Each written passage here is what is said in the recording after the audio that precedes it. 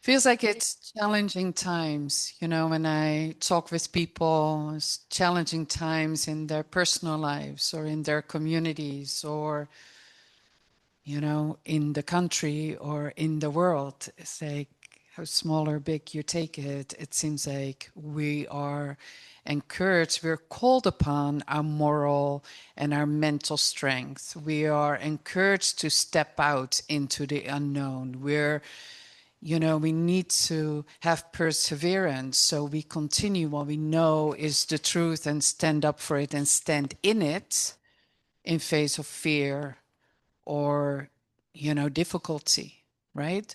So, in short, we're asked to be courageous. We asked to be courageous spiritual warriors. We are asked to be courageous and stand in our truth and know that it makes a difference. Last Friday, I was at an event and they closed the event by saying a prayer. And the prayer was, may all be healed, may all be at peace, may all be happy. And I like the prayer. I think it's a great prayer. And at the same time, I'm wondering, can we sincerely pray that with all our hearts? Are we truly there? Are we truly in a place where we can say, may all be healed or may all be happy? Because with things going on and feeling like harm is being done, what I know for myself, it's like it takes a little bit of work. Even if I want to, still my heart isn't always there. So with that, I was also thinking, it's like, what gets in the way? And I was thinking of a story of the parable of the lost son. Jesus taught through stories, through sacred stories. And it's handy to give teachings through stories because often we as people can accept it more than when we're told straight out, like, hey, you're off there. It's easier to hear it in story form. We kind of can chew on it. We can play with it, right? So this morning, I want to go through the story, through the parable of the lost son, and discover what gets in the way of us being in that place of unity. So I'm going to read parts of it and then talk about it. So it's from Luke 15 and it's verses 11 through 32, and it's from the New International Version. So it starts with Jesus continued. There was a man who had 2 sons. So there was a man, there was a father. In other versions, there's a father, and you have to realize that the father is the divine consciousness. The father represents divine consciousness from which all comes. So the father has an estate, there's lavish abundance, there's well-being, there's love, there's peace beyond human understanding. That is the realm of the father. And he had 2 sons. And the sons are like you and I. We're individual expressions of the divine. There is no separation. If you think about it, we're waves in the ocean. The ocean is divine consciousness. We're the waves. We're not separate from the ocean, right? I've never seen a wave just rolling down the street all by itself.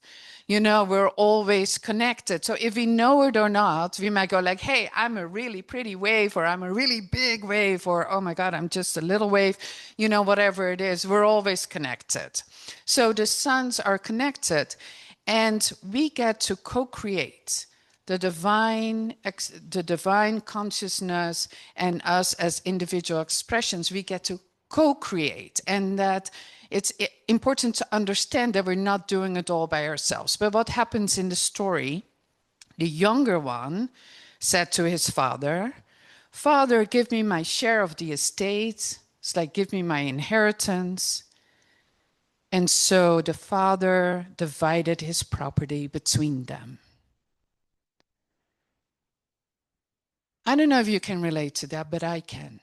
It's like when I was a teenager in a span of 8 years, 3 of my close family members had passed away, and my brother was in an accident and was disabled. And by the time I was 18, it was kind of like, what is happening? And my mother, who was a devout Christian, for her, where her comfort was, it's like, this is God's will. And for me, it was like, you must be kidding me. If this is God's will, then I don't know what is going to come next, because it's not looking good to me. And then I got into metaphysics. And metaphysics was like wonderful for me, because it got me out of victim consciousness. It was like, oh, I can actually create, that is how it was presented to me. I can create my own world. I can do affirmations and create this beautiful life. Okay. So here I was, the young son, because it says not long after the young son got his inheritance, the younger son got together all he had, set off for a distant country, and there squandered his wealth in wild living. What I imagine, the young son went like, hey, Dad, it was really cool living with you, but, some arrogance. It's like, I know what to do, and let me just go and do my own thing. So what the young son forgot was the co-creation part. It was just like, I will do it by myself. And that is what I did. It's like, God, I don't need you anymore, because you made a mess of my life anyway. And now that I know about affirmations, I'm just going to create my own life. I'll go off and do it on my own. I had my inheritance because we all have the creative power within us, right? But then what happened?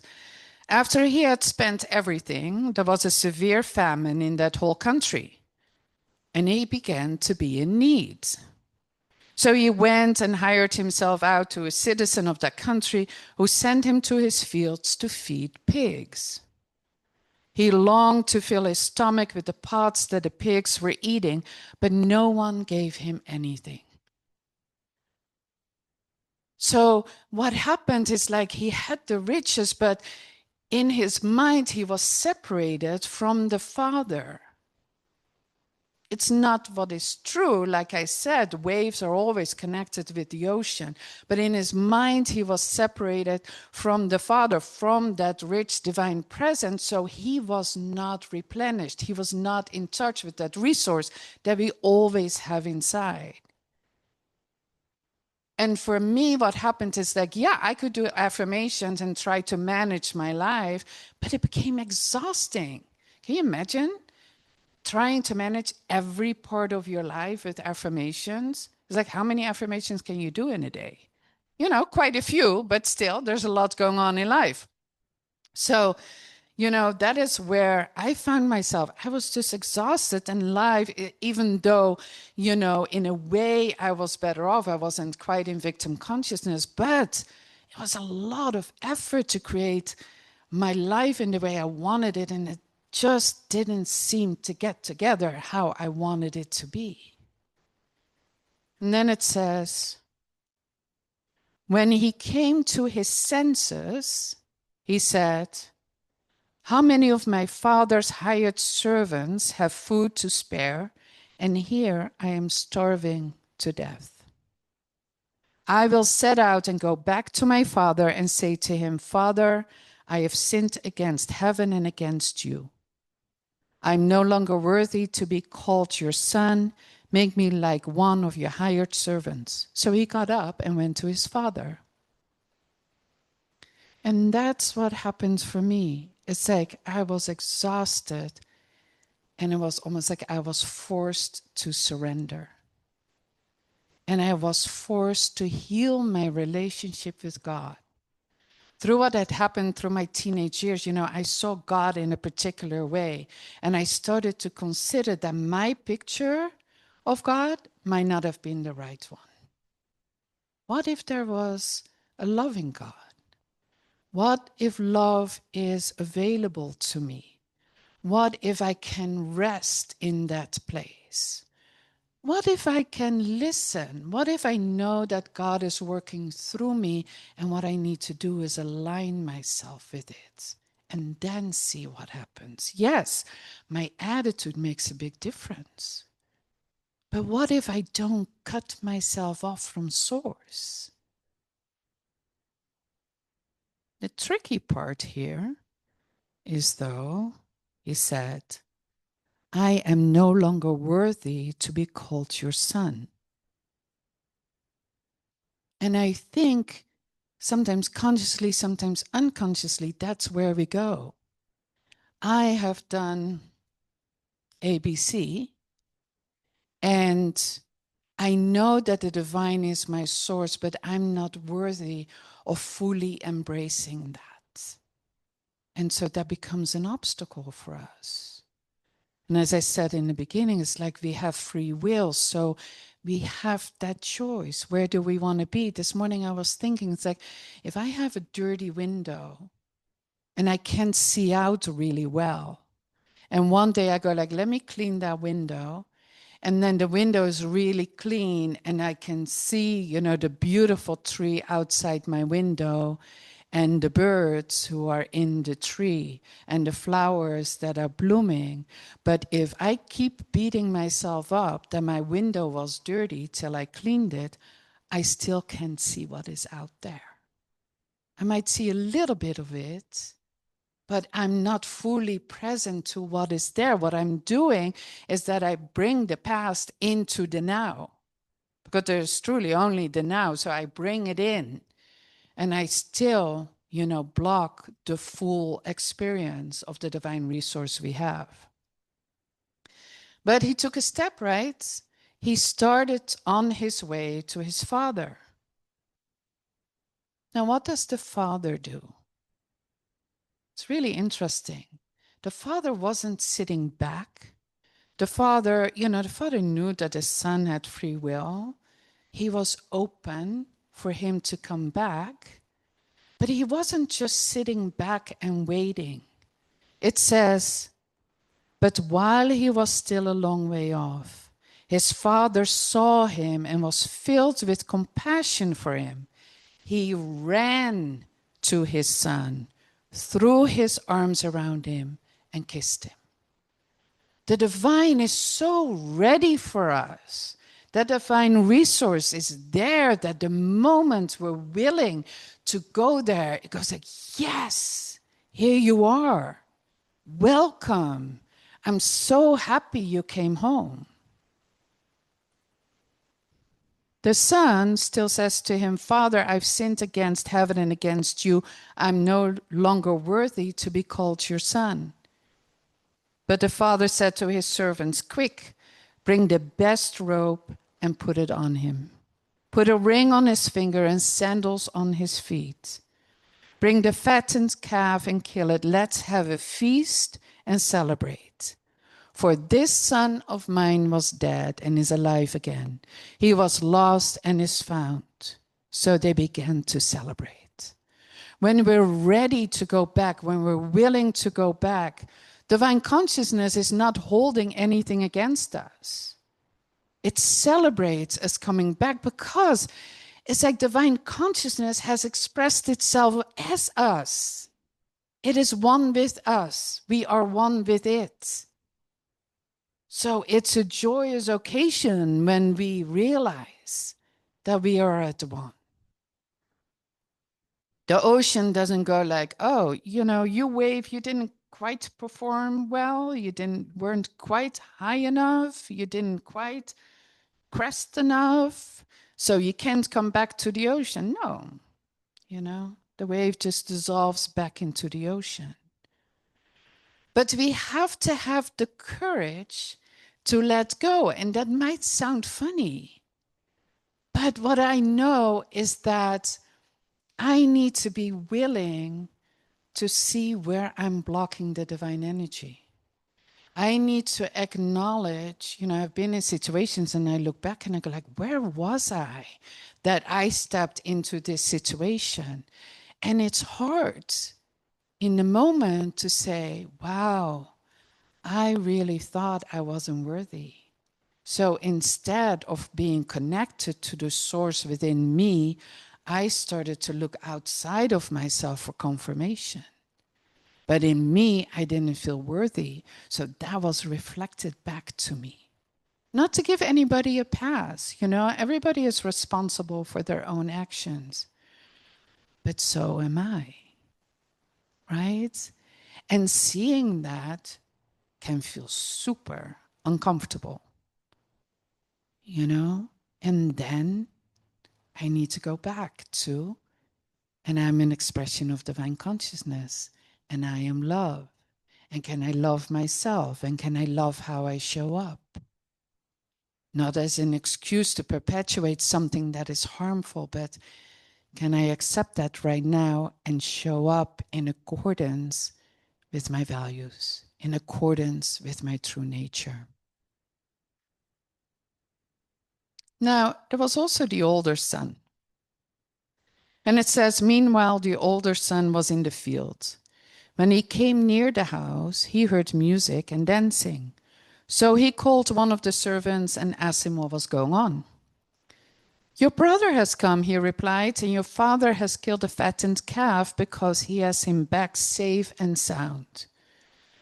The older brother became angry and refused to go in. So his father went out and pleaded with him.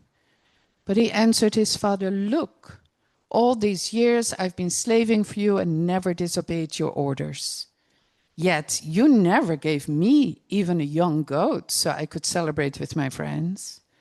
But when this son of yours who has squandered your property with prostitutes comes home, you kill the fattened calf for him.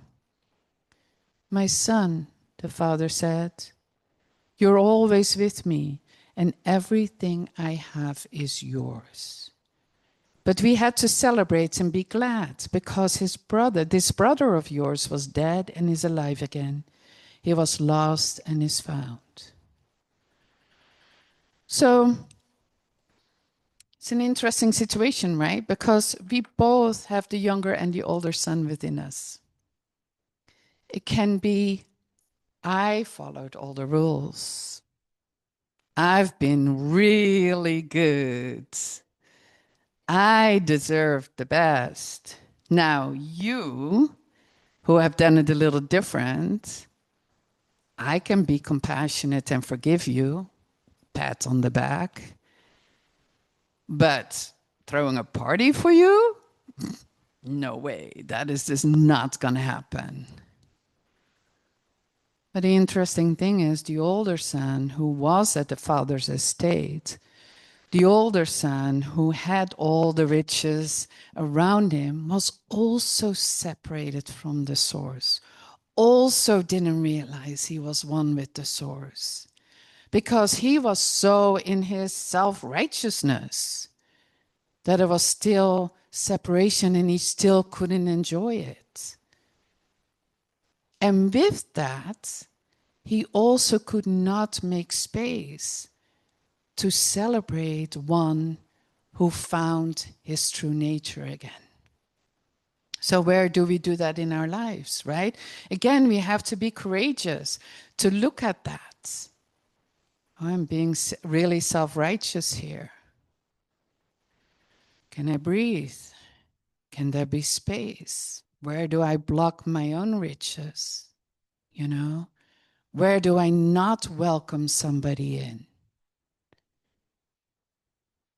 So the process of going home, the process of aligning ourselves with spirit is an intricate process.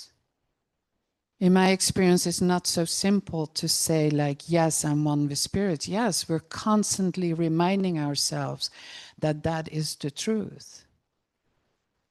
But going back to courage, let me just find that definition again for you.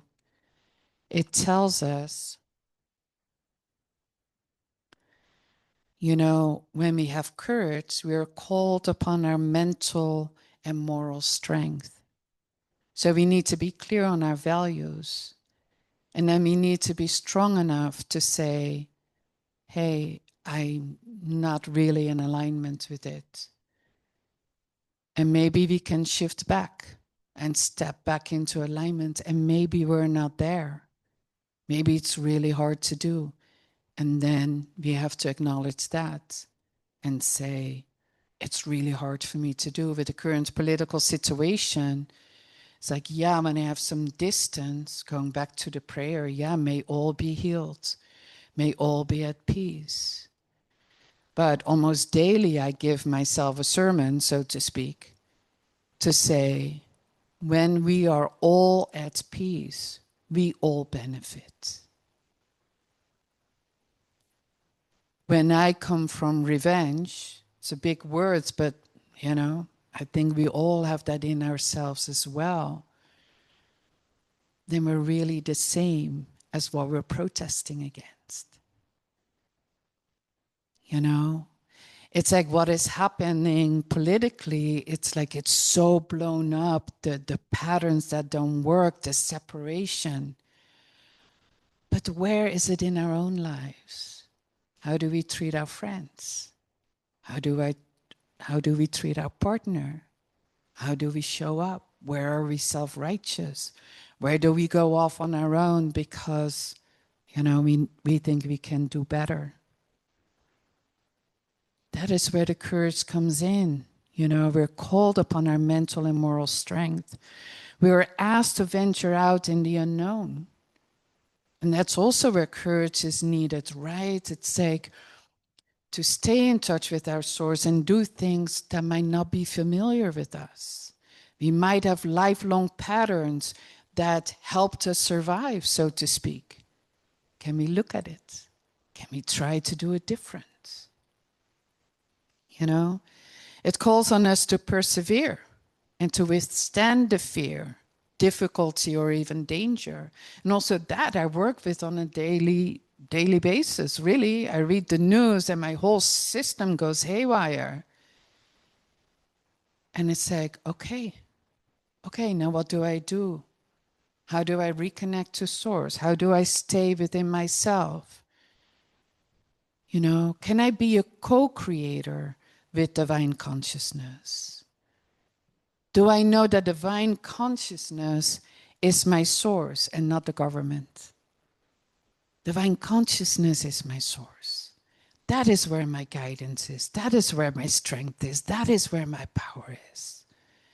Can I be courageous enough to go home and tap into that? Let's go into prayer.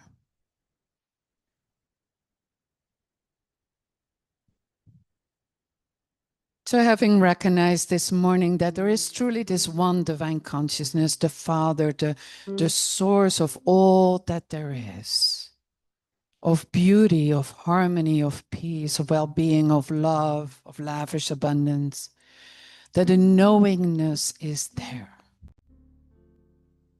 Knowing that each and every one are an individual, unique expression of that divine presence, but that its power is in our bones. As it is said, it is closer than our breath because it is expressing as us in every moment. So right here and right now, I declare that the courage is also within each and every one of us to let go of anything that stands in the way of us experiencing that oneness with the divine. I declare that the joy is there to align ourselves with the ocean, knowing that we are beautiful waves expressing uniquely, but that we're always connected with the source. I declare that we celebrate our inheritance of creative power, that through inspiration of the divine within us, we express ourselves in the world with love, with harmony, with peace, and welcome home those who also find their source and hold space for others to find their source in their own time. Knowing that each and every one connecting to our source is a magnificent power in this world. And for this, I'm just so grateful. And I let it be. and so it is.